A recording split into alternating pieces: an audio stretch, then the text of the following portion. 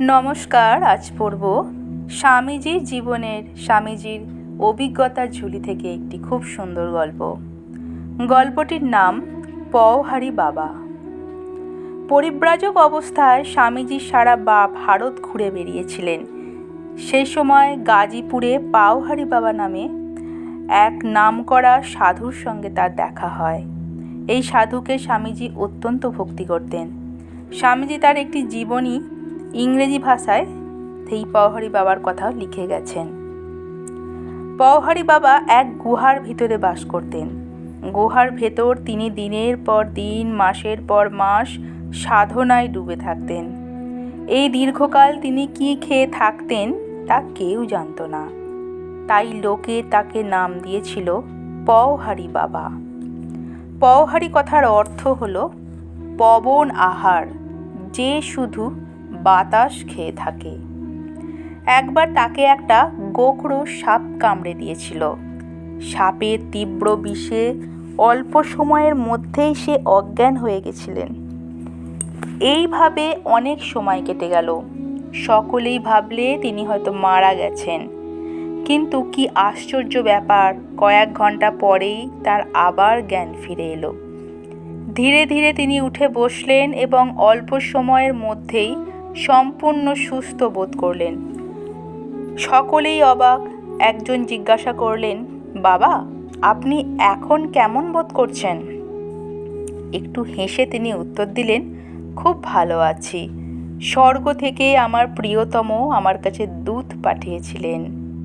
মৃত্যুদূত গোখরো সাপকে তিনি বললেন তার প্রিয়তমের দূত। একবার একটা চোর তার আশ্রমে চুরি করতে গিয়েছিল। পুজোর বাসনপত্র যা ছিল সবগুলো সে নিয়ে একটা পুঁটলি বাঁধলে। হঠাৎ পওহারী বাবা চোরটির সামনে গিয়ে পড়লেন। তাকে দেখেই চোর একেবারে ভয়ে পালিয়ে গেল। তাড়াতাড়িতে পুঁটলিটা আর তার নেওয়া হলো না। সকলের মাঝেই তিনি ভগবানকে দেখতে পেতেন। তিনি বুঝতে পারলেন হঠাৎ তিনি এসে পড়েছেন বলেই লোকটি বাসন ফেলেই পালিয়ে গেল। এক মুহূর্ত তিনি আর দেরি করলেন না। তিনি মাথায় সেগুলো নিয়ে চোরের পিছনে ছুটতে লাগলেন। চোর যত জোরে ছোটে তিনিও তত ছোটেন।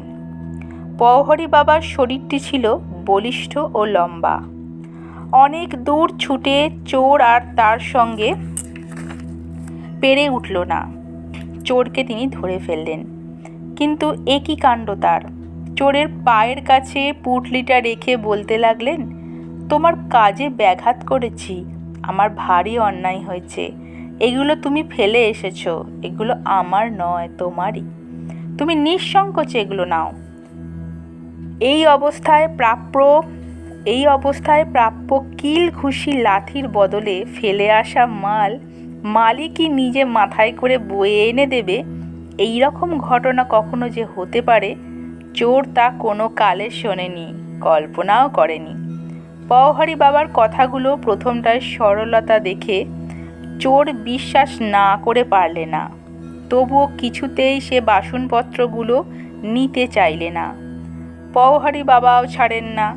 শেষকালে অনেক অনুনয় করে তিনি জিনিসগুলো চোরকে দিয়ে আশ্রমে ফিরে এলেন। তিনি অত্যন্ত বিনয়ী ছিলেন। সহজে কাউকে তিনি কোনো উপদেশ দিতে চাইতেন না বা ধর্মপ্রচার করতে পছন্দও করতেন না। স্বামীজি একদিন তাকে বলেছিলেন, মহারাজ, আপনার মতো উন্নত মহাত্মা জগতে বিরল। আপনার গুহা থেকে বেরিয়ে এসে আপনি যদি লোককে উপদেশ দিতেন তাহলে সত্যি জগতের মহা উপকার হতো।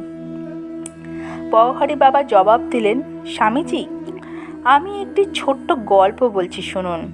আমার মনের কথাটি তাতেই আপনি বুঝতে পারবেন। তিনি বলতে লাগলেন, একটি লোক ছিল বড় খারাপ। একটা কুৎসিত কাজ করতে গিয়ে ধরা পড়ল। যারা তাকে ধরেছিল তারা নাকটি কেটে তাকে দূর করে তাড়িয়ে দিল। নিজের নাক কাটা মুখখানা মানুষকে কি করে দেখাবে এই ভেবে লোকটির মনে ভারী দুঃখ হলো। অনেক ভেবেচিন্তে সে ঠিক করলে লোকালয়ে আর সে যাবে না। এই ভেবে সে মনের দুঃখে বনে চলে গেল। কিন্তু খাওয়া চলে কি করে? কোনো রকমে একখানা বাঘের চামড়া জোগাড় করে সে সাধু সেজে বসে রইল। কেউ আসছে দেখলেই ধ্যান করবার ভান করে সে বসে থাকত। এই অদ্ভুত সাধুর কথা ধীরে ধীরে লোকের মুখে মুখে প্রচার হয়ে পড়ল। সকলেই ভাবল এ একজন মস্ত বড় সাধু। তাকে দেখার জন্য দলে দলে লোক আসতে লাগলো। কি জানি তার নাকের ইতিহাস লোকের কাছে প্রকাশ হয়ে পড়ে, এই ভয়ে সে কারুর সঙ্গে কথা বলতো না। সকলে ভাবত মৌনী সাধু।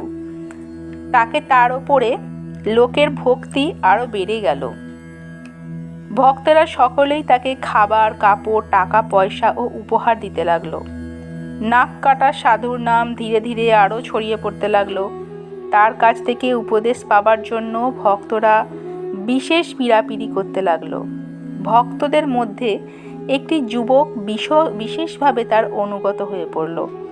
যুবকটি ভাবলে, একে যদি আমার গুরু করতে পারি তাহলে আমার জীবন ধন্য হয়। এর মতন সাধুর শিষ্য হতে পারা পরম ভাগ্যের কথা। এই ভেবে সে একদিন সাধুকে বললে, বাবা, আপনার মতন সাধু আমরা আর দেখি না। আপনি আমাকে সন্ন্যাস দিয়ে আপনার শিষ্য করে নিন, আমাকে কৃপা করুন। সাধু পড়ল মহা বিপদে। শিষ্য কিন্তু রোজই এসে তাকে কাতরভাবে আবেদন জানাতে লাগলো। এইভাবে কেটে গেল অনেক দিন। যুবকটি নিত্য তার কাছে আসে আর শিষ্য হবার জন্যে কতভাবে অনুরোধ করে। শেষকালে এমন হলে যে তাকে শিষ্য না করে সাধুর আর মান বাঁচে না। সাধু কি করবে? অনেক ভেবেচিন্তে সে এক উপায় ঠিক করলে। একদিন যুবকটিকে একা পেয়ে সাধু তার সাথে কথা বললে। যুবকটির তখন কি আনন্দ! নাক কাটা সাধু বললে, আচ্ছা, কাল খুব ভোরে আমি তোমায় সন্ন্যাস দেব। খুব ভালো দেখে একখানা খুর নিয়ে এসো।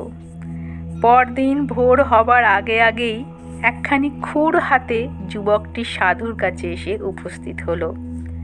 সাধু জিজ্ঞাসা করলেন, খুর এনেছ? শিষ্য উত্তর দিলেন, আগে হ্যাঁ, এই যে। খুরখানা খুব ভক্তি ভরে গুরুর হাতে দিয়ে সে প্রণাম করলে। সাধু বললে, আমার সঙ্গে এসো, এখানে হবে না, উপযুক্ত জায়গায় গিয়ে তোমায় আমি দীক্ষা দেব। শিষ্যটিকে সঙ্গে করে সে গভীর জঙ্গলে গিয়ে উপস্থিত হলো। সেখানে একটা ভালো জায়গা দেখে যুবককে সে বলল, এখানে চোখ বুজে স্থির হয়ে বসো, আমি তোমায় দীক্ষা দিচ্ছি। শিষ্য তাই করলে।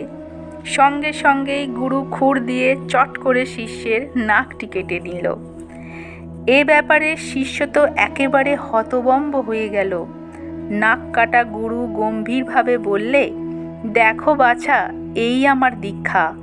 আমিও এইভাবেই সন্ন্যাসী হয়েছি, তোমাকেও আমি এইভাবেই সন্ন্যাসী করলুম।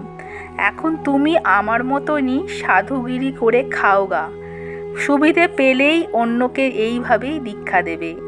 এই বলে নাক কাটা সাধুটি তার নিজের জায়গায় চলে গেল। শিষ্যটি লজ্জায় কারুর কাছে আর দীক্ষার কাহিনী বলতো না, তবে সাধ্য মতো সে তার গুরুর উপদেশ পালন করবার চেষ্টা করত। এইভাবে নাক কাটা সাধুর দল দেশে তৈরি হতে লাগলো। গল্পটি শেষ করে পওহারী বাবা স্বামীজিকে বললেন, আমি লোককে কি শিক্ষা দেব? আপনি কি বলেন? শেষকালে আমিও এই রকম নাক কাটা সাধুর দল তৈরি করব? নমস্কার। গল্পটি এখানেই শেষ হলো।